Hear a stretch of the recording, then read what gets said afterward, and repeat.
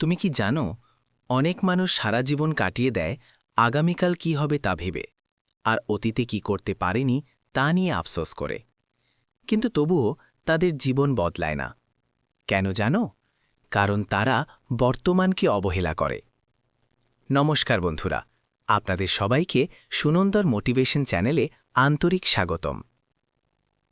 আজ আমাদের আলোচনার বিষয় বর্তমানটাই সব, আজ বদলাও, ভবিষ্যৎ বদলাবে।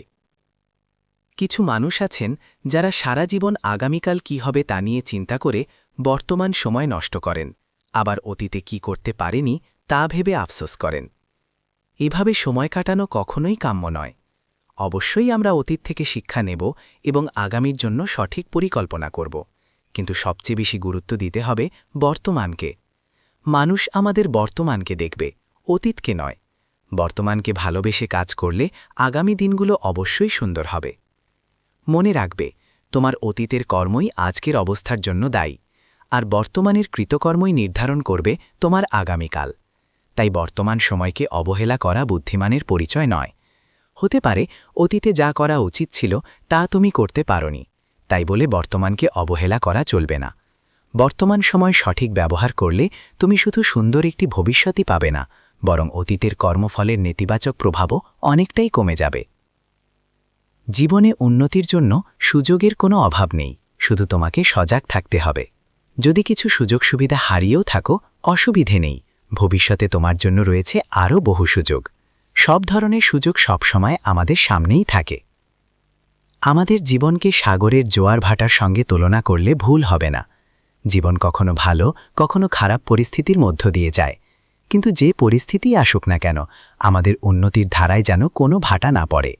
সুখ, দুঃখ, হাসি, বেদনা এসব মানুষের জীবনের অবিচ্ছেদ্য অংশ। এই সব কিছুর মধ্য দিয়েই আমাদের শারীরিক, মানসিক ও আধ্যাত্মিক উন্নতি সাধন করতে হবে।